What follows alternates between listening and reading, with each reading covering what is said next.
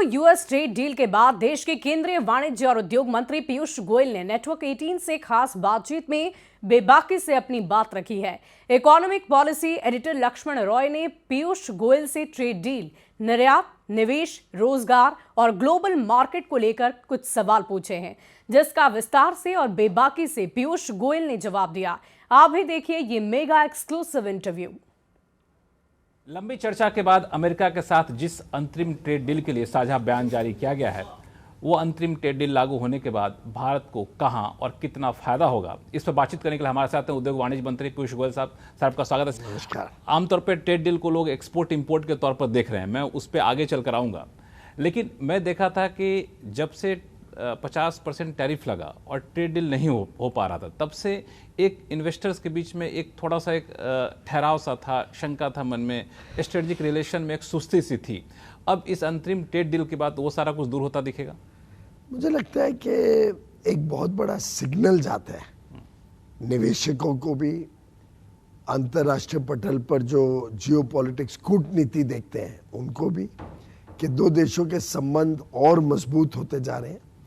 और विशेषकर ट्रेड एक ऐसी चीज़ है जो दो देशों के बीच में बिजनेसेस को, लोगों को जोड़ता है, तो इसका मैसेज बहुत ज़मीनी स्तर तक जाता है। मुझे पूरा विश्वास है इससे निवेश भी बढ़ेगा। अमेरिका का निवेश तो बढ़ेगा ही बढ़ेगा, पूरे विश्व का निवेश भी भारत की तरफ आकर्षित होगा, क्योंकि हम दुनिया की सबसे तेज गति से बढ़ने वाली अर्थव्यवस्था है। भारत में आज हुनर है, भारत में आज युवा शक्ति है, लोकतांत्रिक देश है, निर्णायक नेतृत्व है। भारत में जो उपभोक्ता का डिमांड है वो बहुत बढ़ते जा रहे हैं, हम वो देखते ही हैं अपने आंकड़ों में। डिमांड हर एक वस्तु का ग्रोथ ट्रेजेक्टरी पे आज से लेके पीछे जाएं तो 4 साल तक लगातार देखने को मिल रहा है। तो मुझे पूरा विश्वास है कंपनियों के परफॉर्मेंस को देखते हुए और जो आंकड़े, जो खबरें आ रही हैं आजकल डिमांड की, उनको देखते हुए एक स्वर्णिम दौर भारत का आगे मेरे आंख के सामने मुझे दिखता है। क्योंकि आप खुद काफ़ी क्लोजली मॉनिटर कर रहे होते हैं परफॉर्मेंस, कंपनियों के डिमांड, वो सारी चीज़ें।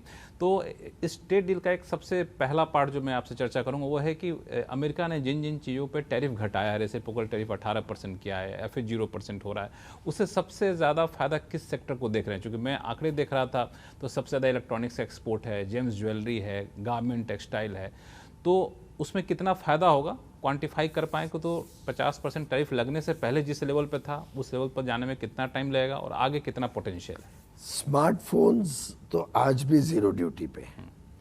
जेम और डायमंड्स इस करार के बाद जीरो ड्यूटी पे आ जाएंगे।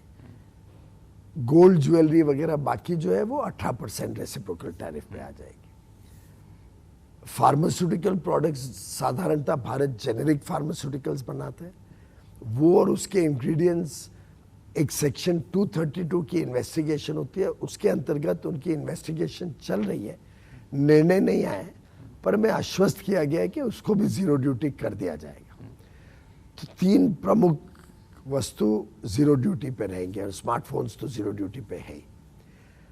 मेरे हिसाब से टेक्सटाइल क्षेत्र, अपैरल्स, होम डेकोर, जो पूरा एक बड़ा भारत का लेबर इंटेंसिव सेक्टर है, leather goods, sports wear, sports shoes, handloom, handicraft, engineering components, auto वगैरह के, ऐसे कई और वस्तु हैं जो 18% रेसिप्रोकल टैरिफ, और 18 तो अब हर एक चीज़ पे 18 या 18 से नीचे ही होगा, उससे ज़्यादा तो कोई नहीं हो। और ये सबसे अच्छा रेट है हमारे जो स्पर्धा में जो कंपिटिटर्स हैं उस सब में, इमर्जिंग मार्केट, डेवलपिंग कंट्रीज का सबसे कम रेट हमारा है। तो स्वाभाविक तौर से हमें एक एज मिलेगा, भारत के निर्यात को एक बड़ा बूस्ट मिलेगा। लेबर इंटेंसिव सेक्टर्स होने के कारण रोजगार के साधन बड़े पैमाने पे बढ़ेंगे, निवेश आएगा और इकोनॉमीज ऑफ स्केल का लाभ अब हम ले पाएंगे। अब यूके, यूरोपियन यूनियन के 27 देश, एफ्टा के 4 देश, ऑस्ट्रेलिया, न्यूजीलैंड, USA, ये सब होने के कारण अब इतनी मार्केट खुल गई है टेक्सटाइल के लिए जीरो ड्यूटी पे कि अब बड़ी बड़ी फैक्ट्रियां लगाना में किसी को हिचक नहीं होगी, डर नहीं लगेगा। पहले ये रहता था कि भाई बाकी देशों को कम ड्यूटी पे मिल जाती है एक्सेस, किसका एफटी है, कोई बांग्लादेश की तरह लेस डेवलप कंट्री है, तो हमारे निवेशक भी और निर्यात करने वाली कंपनियां भी थोड़ा हेजिटेट करती थी कि हम बहुत ज्यादा निवेश कर लें और कल को कंपीट ना कर पाए इन देशों के साथ, ये बहुत कम कर दें प्राइस। अब हमारा रेट कम होने के कारण मुझे लगता है काफी बड़े पैमाने पे इन सब क्षेत्रों में निवेश आएगा।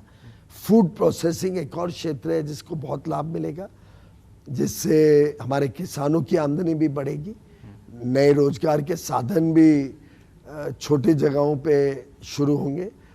आपने हाल में ही देखा कुछ कंपनियों की वैल्यूएशंस जो पब्लिक गए या प्राइवेट इक्विटी में है जिसने लिया, प्रोसेस्ड फूड्स का आज बहुत बड़ा डिमांड है, बहुत बड़ी वैल्यू मिलती है।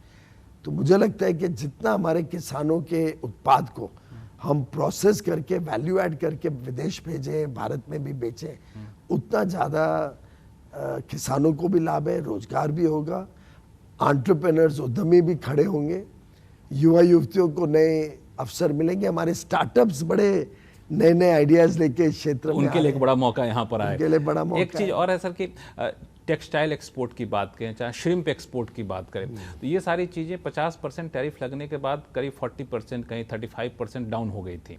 तो वापस पुराने लेवल पर जाने में क्या एस्टिमेट है? क्योंकि कहा यह जाता है कि जब कस्टमर एक बार चला जाता है तो उनको वापस लाना मुश्किल है। जानकारी के लिए वो जो डाउन हुई थी कुछ मात्रा में, वो प्राइसिंग की वजह से डाउन हुई थी, क्योंकि इतना बड़ा टैरिफ लग रहा था तो ड्यूटी तो उसको ऑफसेट करने के लिए कंसेशंस वगैरह देना पड़ रहा।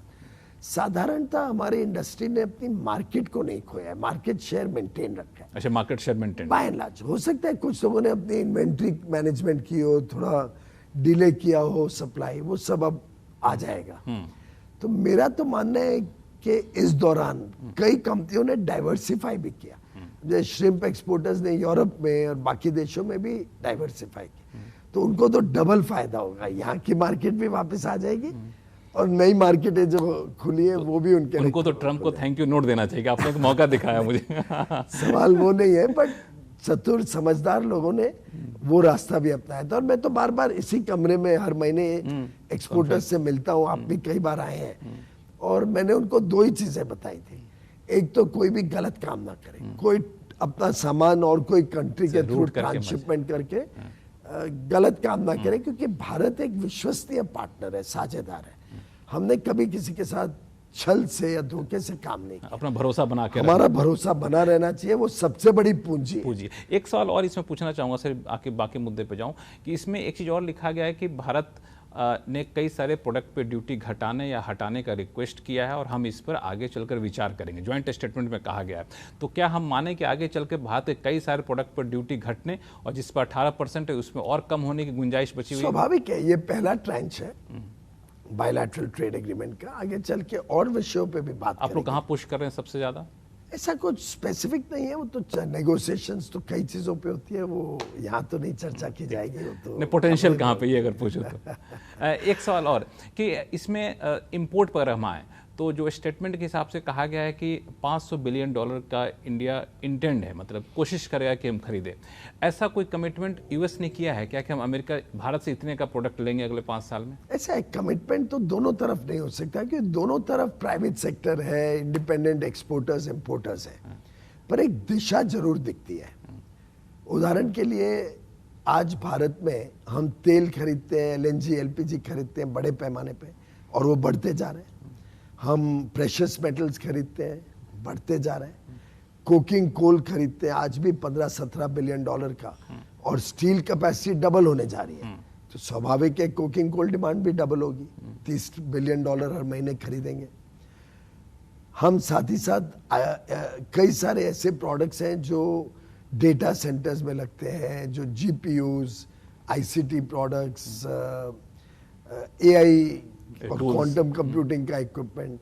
अब ये सब चीजें जितना ज्यादा भारत में ग्रोथ होगा उतना ज्यादा हमें लगेंगी। तो एयरक्राफ्ट में बहुत डिमांड है, बोइंग के ऊपर कई ऑर्डर्स हैं, इंजन के ऑर्डर्स हैं, स्पेयर पार्ट्स के हैं, मेरा मानना है अगले 5 साल में आराम से 80 से 100 बिलियन डॉलर का एयरक्राफ्ट रिलेटेड इंपोर्ट्स यूएस से हो सकता है। हमारी डिमांड बहुत है। इन सबको जब हम देखते हैं तो ध्यान में आता है कि आज भी भारत लगभग 300 बिलियन डॉलर का सालाना ये सब विषयों का आयात करता है। आगे चल के अगले 5 साल में ग्रोथ के दृष्टिकोण से देखें तो 2 ट्रिलियन डॉलर का इन चीजों का आयात होने की संभावना है। अब आप 2 ट्रिलियन डॉलर का जब दुनिया में अलग अलग देशों से लेते हो तो अमेरिका से भी अगर भारत में आए अच्छी गुणवत्ता का, अच्छी क्वालिटी का, अच्छे दाम का सामान, और कई तो ऐसी चीजें हैं जो हमारे लिए अति आवश्यक हैं, जो अमेरिका की ताकत है, एनवीडिया चिप्स वगैरह, तो स्वाभाविक है कि ज्यादा लोग जब इसको ऑफर करेंगे, ज्यादा देश से ज्यादा कंपनियां ऑफर करेंगी, तो उससे भारत को सही दाम भी मिलेगा, अच्छी क्वालिटी। और भारत को इमर्जिंग सेक्टर है, एआई सेंटर, डेटा सेंटर या फिर दूसरे ऐसे डिजिटल सेक्टर, तो वहाँ पे एक सस्ते में सामान आ सकेंगे, अच्छा सामान आएगा और सही दाम। एक सवाल, चूंकि इंपोर्ट की बात आपने शुरू ही कर दी, एक है एग्री प्रोडक्ट को लेकर के, क्योंकि जिस तरीके से ज्वाइंट स्टेटमेंट था उसमें जो पहले पैरा में जो लिखा गया उससे लोगों को भीतर बहुत सारे कन्फ्यूजन वहाँ पे क्रिएट हुए, क्योंकि ऐसा लगा कि एग्रीकल्चर प्रोडक्ट बहुत सारे यहाँ पर आ रहे हैं, और सबसे ज़्यादा कन्फ्यूजन हुआ जो ड्राइड डिस्टिलरी ग्रेन्स की बात हुई, या फिर जो ज्वार, लाल ज्वार होता है उसकी बात हुई, तो उसमें ये लगा कि सुरगम रेड सुरगम, तो उससे जो वो है तो एनिमल फीड के लिए, लोग कह रहे हैं कि एनिमल फीड में अगर ये सामान आना शुरू हो गया तो मक्का किसानों की डिमांड कम हो जाएगी, क्योंकि मक्का एनिमल फीड के सब्स्टिट्यूट के तौर पर रहता है। आपकी जानकारी के लिए ये जो DDGS है बहुत हाई प्रोटीन का एक एनिमल फीड है, पोल्ट्री में लगता है, और इसका एक निर्धारित कोटा दिया गया है। हाँ, भारत का तो डिमांड इतनी बड़ी है कि उससे कोई भारत के लोकल डिमांड में या लोकल किसानों को किसी प्रकार का नुकसान नहीं। ये 0% ड्यूटी पे आएगा? उसकी अलग अलग निर्णय हुए हैं, मुझे एग्जैक्ट ड्यूटी ऑफ द कफ याद नहीं है, लेकिन इसका जो डिमांड है वो इतना बड़ा है कि मुझे नहीं लगता कि इससे कोई भारत के किसानों को चिंता की जरूरत है, या इसमें इसके कारण कोई लोकल डिमांड कम होगी। इसमें हालांकि मैं इसमें ये जरूर कहना चाहूंगा कि हमें ध्यान में रखना चाहिए कि जो भी चीज ऐसे आयात होती है उसमें एक एक चीज पे हमने बड़ी गहराई से, गंभीरता से ध्यान रख के ही खोला है। उदाहरण के लिए कई सारी ऐसी चीजें जो पर्याप्त मात्रा में भारत में है और जो मेन प्रोड्यूस है हमारे किसानों का, मीट हो, पोल्ट्री हो, सब डेयरी के प्रोडक्ट्स हो, GM फूड्स हो, सोया हो, मक्का हो, चावल हो, गेहूं हो, चीनी हो, जवार, बाजरा, रागी, कोडो, अमारंथ, केले, strawberry, cherry, citrus fruits, green pea, काबुली चना, मूंग, कुछ ऑयल सीड्स, कुछ एनिमल फीड, ग्राउंड नट्स, शहद, मॉल्ट और उसके extract, non alcoholic beverages, flour और meals, starch, essential oils, ethanol जो गाड़ियों में लगता है, टोबैको, इन चीजों पे कुछ खुला नहीं गया है, कोई कंसेशन नहीं गया। कुछ खुला नहीं गया, इसका मतलब ना तो कोई कंसेशन, पहले की तरह ही कोई पूरी पहले की तरह ही रहेगा, पूरी पहले की तरह ही ड्यूटी रहेगी, कोई कोटा सिस्टम में नहीं होगा, कोई कोटा नहीं, इन सब चीजों पे कोई कोटा नहीं। बिल्कुल, आपने बहुत सही क्लैरिफिकेशन दिया, जितने सारे प्रोडक्ट का नाम बताया उस पर किसी भी तरह के कोई रियायत, इनफैक्ट डील का वो एक हिस्सा है ही नहीं, इसको इस तरह समझा जाए। अच्छा, इसमें एक चीज मैं समझना चाहूंगा कि इसमें आपने क्लैरिफाई कर दिया, फिर भी मैं आपसे दोबारा पूछूंगा सवाल, क्योंकि मक्का को लेकर ऐसे जब बातचीत हो रही थी तो ऐसा लग रहा था कि बहुत दबाव है यूएस की तरफ से कि मैंने बताया मक्का और सोया, चावल और गेहूं, चीनी, कोई GM प्रोडक्ट, पोल्ट्री, मीट, कोई इसमें नहीं है, कुछ नहीं है, डेयरी का कुछ नहीं है, एक भी डेयरी का आइटम। फिर से रिपीट कर दूं, डेयरी प्रोडक्ट इसमें शामिल नहीं है, मक्का इसमें बिल्कुल भी शामिल नहीं है, और सोया शामिल नहीं है, सोया ऑयल इसमें, सोया ऑयल तो भारत आज भी $5 बिलियन का अमेरिका से भी करता है, तो उसमें कुछ आ जाए अगर वहां से, तो उसमें भारत का कोई नुकसान नहीं है, उल्टे कंपटीशन में अगर सस्ता आ जाए तो हमारे उपभोक्ताओं को बड़ा लाभ होगा। ये बहुत अच्छा कि आपने क्लैरिफाई कर दिया बिल्कुल साफ साफ। एक चीज है जिस पे कंसर्न लोग जता रहे हैं वो है कि फ्रूट्स और प्रोसेस फ्रूट्स की बात इसमें की गई है। हालांकि आपकी तरफ से डॉक्यूमेंट दिया गया उसमें था कि बहुत सारे साइट्रस फ्रूट्स वगैरह इसमें शामिल नहीं है। एप्पल एक है जिसको लेके लोग कंसर्न जता रहे हैं। हिमाचल के किसान हो चाहे जम्मू कश्मीर के किसान हो, उनको लगता है कि हमारा डिमांड कम हो जाएगा। उनको कैसे आप निश्चित करें कि उन पर कोई असर नहीं पड़ेगा? मैं आपको थोड़ा विस्तार में स्पष्टीकरण कर दूं। आज भी एप्पल भारत में जो उत्पाद होता है वो कम है डिमांड के समय। आज डिमांड लगभग 26 लाख टन है, प्रोड्यूस 21 लाख टन होता है, या ओवरऑल एक 5.5 लाख टन की गैप है जो इंपोर्ट होती है। कुछ सेव एक्सपोर्ट भी होता है थोड़ी मात्रा में। अब ये 5.5 लाख टन अलग अलग जगह से आते हैं, अमेरिका से भी आता है। जितना अमेरिका से आता है उससे कम कोटा उनको दिया गया। पहली बात तो ये समझ। मैं फिर से रिपीट करूंगा, जितना अमेरिका से ट्रेड डील से पहले आता था, आज आता है ट्रेड डील के पहले, हाँ, उससे कम का कोटा दिया गया। ओ, तो एप्पल को खोल नहीं दिया गया। आज 5.5 लाख टन विश्व भर से आता है, हाँ, उसमें से भी अमेरिका से बड़ी मात्रा में आता है, हाँ, उस 5.5 लाख। हाँ, जितना आता है उससे कम का कोटा दिया गया। तो उस कोटा मतलब एक तय मात्रा तय, उससे ज्यादा अपने उससे ज्यादा नहीं, उससे ज्यादा पूरी ड्यूटी पे आएगा, पूरी ड्यूटी पे आएगा, जो वायबल होता नहीं आमतौर पर। पहली बात। दूसरी बात और भी किसानों को संतुष्ट करेगी। आज 50 रुपए प्रति किलो मिनिमम इंपोर्ट प्राइस और उस पर 25 रुपए ड्यूटी, यानी 75 रुपए का एक फ्लोर है। इससे सस्ता इंपोर्ट नहीं हो सकता। एक प्रकार से किसानों के लिए संरक्षण है कि 75 रुपए से कम का लैंडेड कॉस्ट नहीं आएगा। हमने जो अभी कोटा भी दिया है उसमें मिनिमम इंपोर्ट प्राइस 80 रुपए है और उस पर 20 रुपए ड्यूटी लगेगी, तो 100 रुपए हो जाएगा। मतलब अभी जो एप्पल आता है वो 75 रुपए प्रति किलो मिनिमम प्राइस है, उससे ज्यादा डील के तहत कोटा है वो भी 100 रुपए में 100 रुपए में आएगा। तो किसी भी तरह की कोई दिक्कत यहाँ पे कोई एक भी आप मेरे से पूरी जवाबदारी से मैं ये आश्वस्त करता हूँ सभी सेब के किसानों को, चाहे जम्मू कश्मीर में हो, हिमाचल में हो, कोई उत्तराखंड में हो, कोई किसान को। तो फिर वो विरोध क्यों कर रहे हैं? मुझे लगता है या तो अभाव है पूरी समझने का इस पूरे विषय को। आपके माध्यम से मैं उम्मीद करता हूं तक ये बात ठीक से पहुंच जाएगी, और या कुछ वेस्टेड इंटरेस्ट, कुछ विपक्ष के बयान गुमराह करने वाले आते रहते हैं। विपक्ष को ध्यान में आ रहा है कि उनकी रोटी सिक नहीं रही है, उनकी कुछ दाल गल नहीं रही है, कुछ मिला नहीं उनको कुछ चीज पे हमें अटैक करने के लिए। तो शायद उसके कारण विपक्षी दल उनको गुमराह करते हो, उत्साह करते हो। बिल्कुल, ये दरअसल उद्योग वाणिज्य मंत्री का आधिकारिक तौर पे आश्वासन है किसी भी तरह के एप्पल ग्रोवर को कोई नुकसान नहीं होगा। ऑन रिकॉर्ड बोल गए, इस वीडियो को रखिएगा, कोई दिक्कत हो तो। इन्होंने साफ बोल दिया जितना अभी पे आता था मेरे दरवाजे खुले हैं। बिल्कुल। सबसे इंटरेस्टिंग फैक्ट पता, जितना ड्यूटी पे अभी आता था उससे ज्यादा ड्यूटी, उससे ज्यादा इंपोर्ट प्राइस, ज्यादा लैंडेड प्राइस इंपोर्टेड गुड्स पर। एक चीज और उनका कहना था कि एक ट्री नट्स जो खासतौर से अखरोट, पिस्ता, ये सारी चीजें जम्मू कश्मीर में काफी पाया जाता है, वहां के लोगों को भी फिर भी आज भी इंपोर्ट हो रहा है क्योंकि कम पाया जाता है। जम्मू कश्मीर का जो कुल उत्पाद है 140 करोड़ की जनसंख्या, और लक्ष्मण जी आप देख रहे हैं कैसे लोगों की आमदनी बढ़ रही है, कैसे लोगों की खपत बढ़ रही है, डिमांड बढ़ रही है।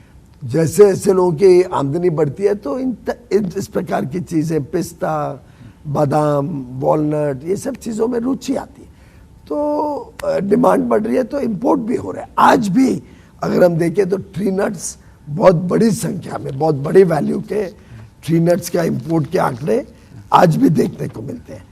ऐसी परिस्थिति में अभी ट्री नट्स लगभग $3.5 बिलियन, यानी 35,000 करोड़ के अभी इंपोर्ट कर, 33,000 करोड़ के आज भी इंपोर्ट हो रहे हैं, और उसमें से अमेरिका से ही 10,000 करोड़ के इंपोर्ट हो रहे हैं। इसमें कोई कोटा रहेगा? इसमें अलग अलग विषय के ऊपर अलग अलग निर्णय लिए गए हैं।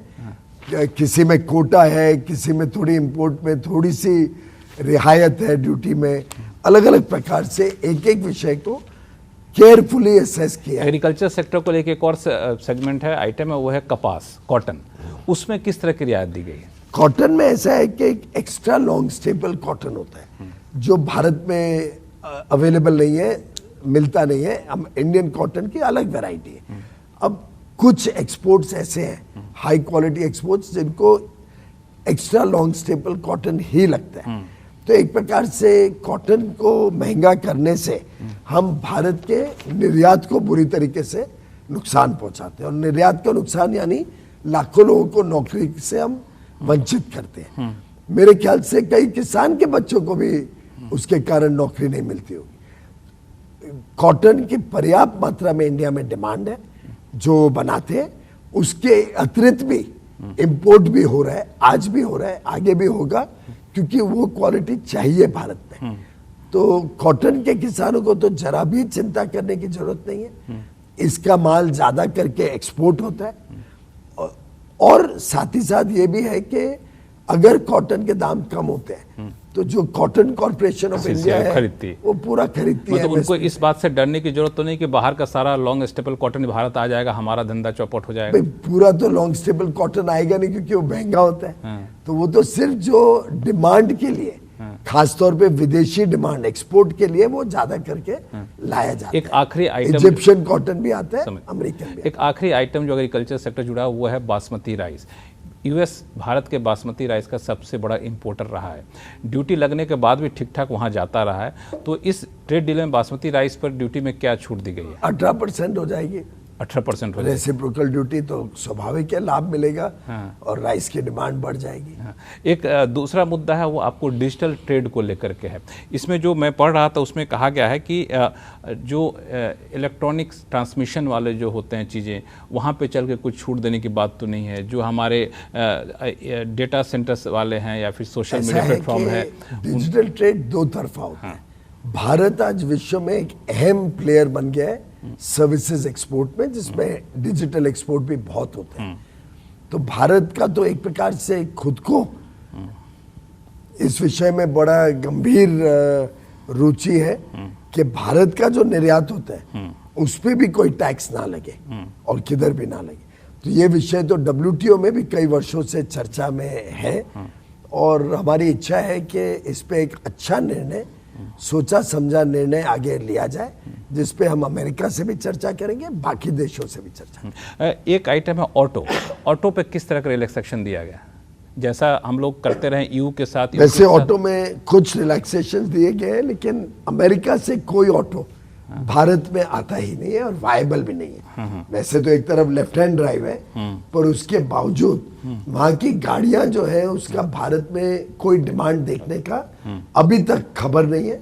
महंगी भी है वो गाड़ियां, पेट्रोल डीजल भी बहुत ज्यादा खपत होती है उसमें, और साथ ही साथ अगर वो मॉडल्स यहाँ पे बिकते हों और उनकी डिमांड आ जाए तो ज्यादा सस्ता पड़ेगा भारत में बनाना बजाय के वहां से इंपोर्ट करना। वाइन स्पिरिट, वाइन और स्पिरिट्स में भी कुछ छूट दिए गए, और मैं समझता हूं कि उसकी हमें इससे चिंता नहीं कि आज हम निर्यात भी बहुत बड़े पैमाने पे वाइन और स्पिरिट के, जैसा EU में हमने एक इंपोर्ट प्राइस तय कर दिया था, इससे सस्ता नहीं आ पाया, क्या ऐसा भी कुछ हम लोग कर रहे हैं? इसमें भी अलग अलग प्रकार के मापदंड तय किए हैं, लेकिन साधारणतः भारत में वाइन तो बहुत कम बनती है। 6000 किसान है जो ग्रेप्स बनाते हैं, वाइन ग्रेप्स। 1000 करोड़ से कम की वाइन की प्रोडक्शन है भारत में। तो वास्तव में कोई बहुत बड़ा इंडस्ट्री को नुकसान नहीं है, उल्टे हमारी वाइन्स विदेश में जाके बिकती है, हमारी विस्की विदेश में जाके बिकती है। हमारे पास सिर्फ 5 सेकंड बचा आपके इंटरव्यू को समाप्त करने के लिए। ये सारा डील इंटरिम डील लागू कब से होगा?